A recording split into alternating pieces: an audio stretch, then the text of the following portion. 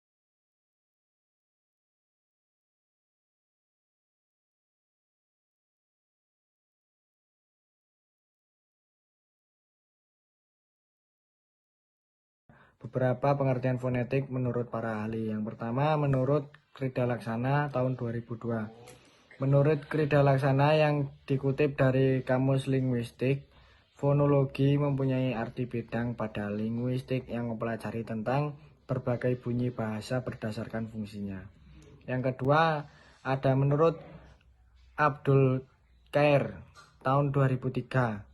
Menurut Abdul Khair, berdasarkan etimologi, fonologi terbentuk dari kata fon yang berarti bunyi dan logi yang berarti ilmu. Fonologi memiliki arti ilmu yang mempelajari bunyi bahasa yang dipakai manusia. Yang keempat, menurut Verhaer tahun 1984, fonologi yaitu studi bahasa yang terkait dengan sistem bahasa, organisasi bahasa, dan merupakan suatu fungsi linguistik bahasa. Beberapa pengertian fonetik menurut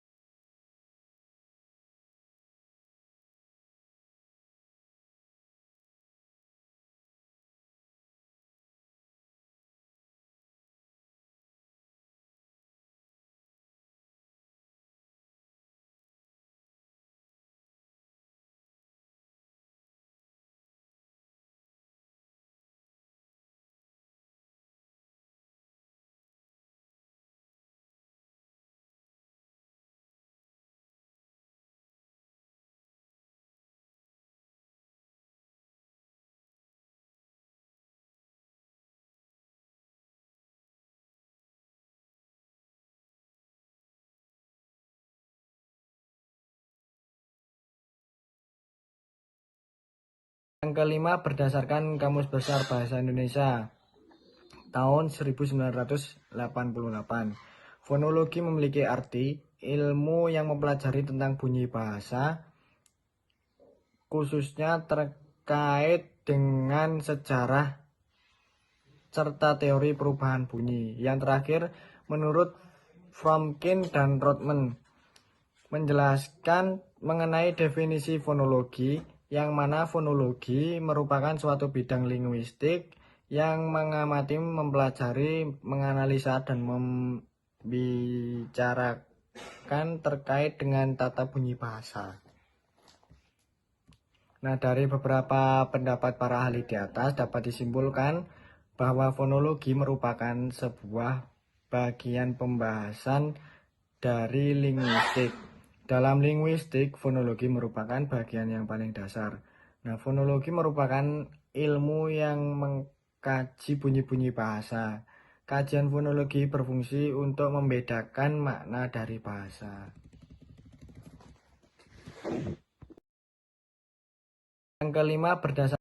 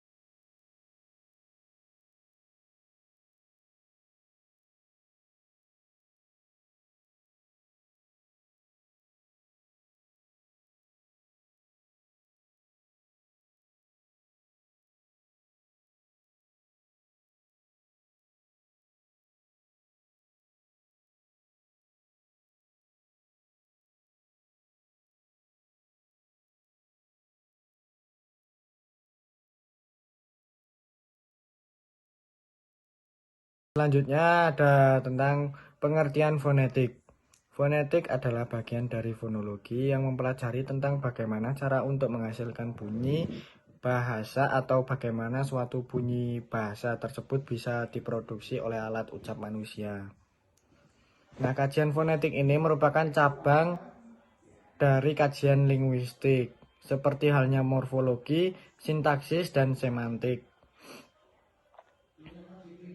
Secara khusus, fonetik ini mengkaji sebuah komponen-komponen bunyi suatu bahasa, lebih khusus lagi kajian dari aspek fisik atau pengucaran, penyampaian ucaran, dan penerimaan bunyi. Dari aspek fungsional, yaitu peran yang dimainkan oleh bunyi-bunyi ucaran pada suatu bahasa tertentu. Kajian fonetik ini dapat ditelaah tanpa harus mengikut sertakan kajian semantik, atau dengan kata lain, kajian fonetik ini merupakan suatu kajian yang bebas makna. Nah, fokus fonetik ialah menganalisis bunyi-bunyi bahasa yang diantaranya untuk mempelajari setiap bunyi yang dihasilkan oleh alat ucap manusia. Mempelajari proses terjadinya bunyi-bunyi bahasa itu, mengklasifikasi bunyi-bunyi tersebut atas bunyi vokal, konsonan yang bunyi prosidi, mendeskripsikan bunyi-bunyi bahasa itu dalam fonetik sebagai rekaman si pembicara dalam lisan. Pengetahuan fonetik tidak berkembang sendiri dari aspek pengetahuan bahasa yang lain, namun berkembang bersamaan dengan aspek pengetahuan semantik, sintaksis, morfemik, dan pragmatik. Nah, berdasarkan jenisnya, fonetik dibagi menjadi 3, yaitu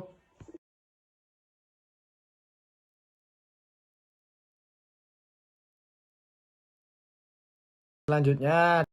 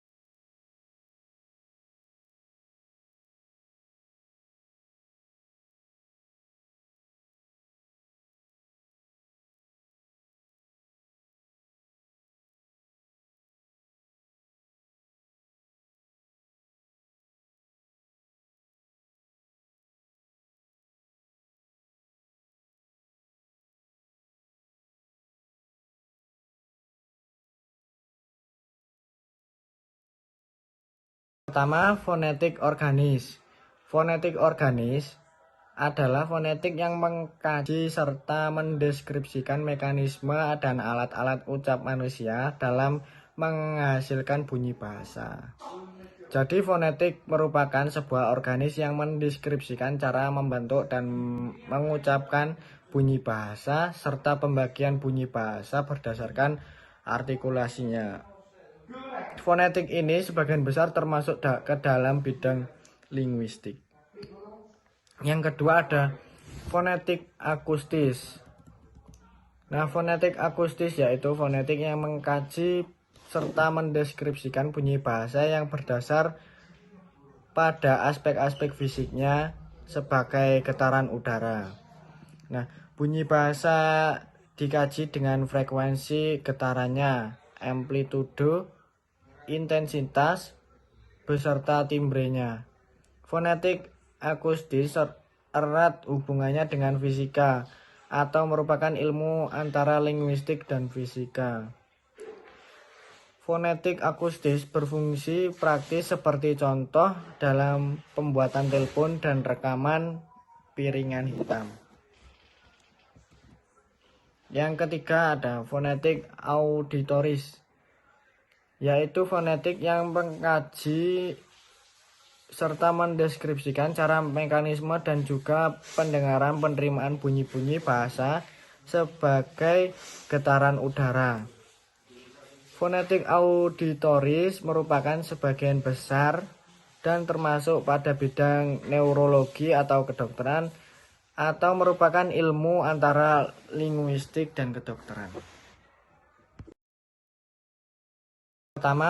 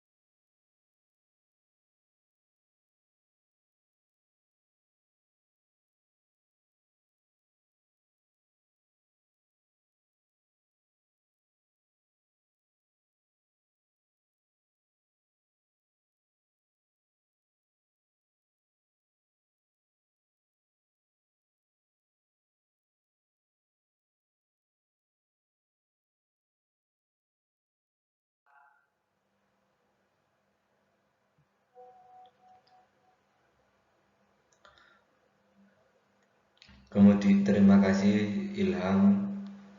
Sekarang pengertian fonemik. Fonemik merupakan suatu bidang linguistik yang mempelajari tentang bunyi bahasa tanpa memperhatikan apakah bunyi tersebut mempunyai fungsi sebagai pembeda atau tidak. Fonemik ini secara fungsional berbeda dengan fonetik. Fonetik lebih mengkhususkan perhatiannya kepada makna yang ditimbulkan kepada sebuah bunyi bahasa, sedangkan fonemik ini hanya memfokuskan tentang bagaimana bunyi bahasa tersebut dapat dituturkan secara benar, baik dari segi cara maupun dari segi artikulasinya. Di bidang fonemik ini akan mempelajari tentang perbedaan makna yang telah ditimbulkan oleh cara penuturan dalam suatu bunyi bahasa. Hal ini sangat penting karena dalam pembelajarannya akan dihadapkan dengan berbagai masalah bunyi-bunyi bahasa yang secara sepintas sama akan tetapi memiliki makna yang sangat berbeda dari segi yang ditimbulkannya. Objek kajian fonemik dibagi menjadi 4, yaitu pertama fonem vokal yang memiliki arti tidak terhambat oleh alat ucap. Maksudnya ketika kita menyampaikan tidak ada yang menghambati. Contoh dari fonem vokal ialah huruf A, I, U, E, O. Kemudian yang kedua fonem diftong. Fonem diftong merupakan dua vokal yang dibaca dengan satu bunyi atau biasa disebut dengan vokal rangkap. Seperti contoh dari fonem diftong ini adalah AU, AI, dan OI. Contoh kalimat yang biasa kita dengar adalah engkau, butau, sakau, kau. Kemudian yang ketiga fonem konsonan, sebuah bunyi yang terhambat oleh alat ucap yang dibentuk dengan menghambat arus udara pada sebagai alat ucap. Huruf-huruf ini memiliki contoh B, C, D, F, G, H, J, K, L, M, N, P, Q, R, S, T, V, W, X, Y, Z, atau mungkin kita nyebutnya huruf paten. Dan yang keempat adalah gugus konsonan, dua konsonan yang dibaca dengan satu bunyi. Gugus konsonan ini apabila artikulasi atau tempat artikulasi dari kedua konsonan yang diucapkan saling berbeda, misalnya BR, SDR, dan DR. Contoh kalimatnya mungkin prahara, drakor, sama strong. Kemudian klasifikasi bunyi. Klasifikasi bunyi memiliki 7 jenis. Yang pertama, berdasarkan rintangan terhadap arus udara dalam saluran suara. Dalam hal ini ada dua yang memiliki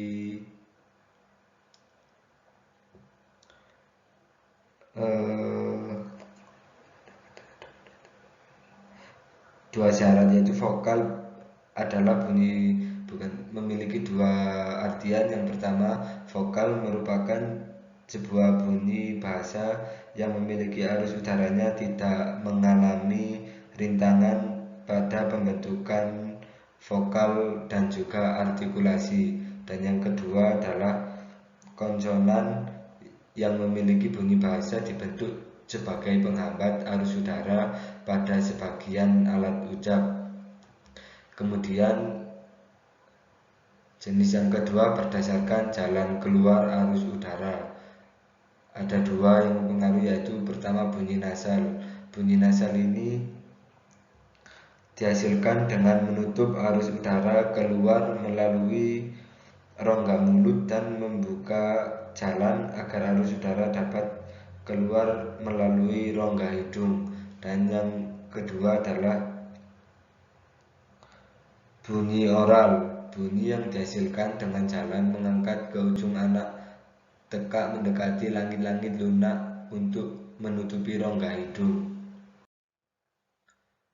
Jenis yang ketiga adalah berdasarkan getaran pita suara. Bunyi ini dibedakan menjadi bunyi bersuara dan juga bunyi tidak bersuara. Kedua bunyi ini berbeda berdasarkan ada atau tidaknya getaran pada pita suara kita untuk menghasilkan bunyi tersebut. Jenis yang keempat ialah berdasarkan ketegangan saat bunyi diartikulasikan. Caranya ada dua, yaitu bunyi keras atau fortis dan juga bunyi lunak atau lenis. Bunyi keras memiliki bahasa pada waktu diartikulasikan disertai ketegangan kuat arus, atau mungkin sebagai contoh kita membentak, kemudian kita marah-marah, biasanya kita mengeluarkan bunyi keras tersebut. Dan yang kedua bunyi lunak, yaitu bunyi yang pada waktu diartikulasikan tidak disertai ketegangan kuat arus. Contohnya kita jika berbicara pada teman sebaya atau yang lebih tua, biasanya kita akan mengeluarkan suara yang lebih halus. Yang kelima ada berdasarkan lama bunyi tersebut diartikulasikan. Bunyi ini dibedakan menjadi dua, yaitu bunyi panjang dan bunyi pendek. Yang menjadikan perbedaan ialah vokal dan juga konsonan dalam penyampaian atau kita menggunakan artikulasi di dalam hal ini. Yang keenam, berdasarkan derajat kenyaringan.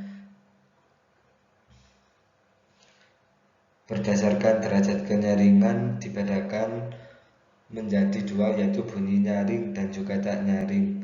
Derajat ini ditentukan oleh luas atau besarnya ruang resonansi pada waktu yang diucapkan. Semakin luas resonansi saluran bicara waktu membentuk bunyi, makin tinggi derajat kenyaringannya. Begitu pula pun sebaliknya. Dan yang ketujuh, berdasarkan perwujudan suku kata dibedakan menjadi dua, yaitu bunyi tunggal dan bunyi rangkap. Bunyi tunggal yaitu bunyi yang berdiri sendiri dalam satu suku kata atau semua bunyi vokal atau monoftong dalam konsonan. Dan yang kedua bunyi rangkap, bunyi yang lebih terdapat dalam lebih dari satu suku kata. Contohnya adalah diftong, vokal atau vokal rangkap ini AI, AU dan juga OI. Kemudian klaster atau gugus konsonan ada PR, KR, TR dan BL. Terima kasih. Mungkin ini yang bisa kami sampaikan. Jika ada kurang lebihnya mohon dimaafkan. Wabillahi taufiq wal hidayah. Wassalamualaikum warahmatullahi wabarakatuh.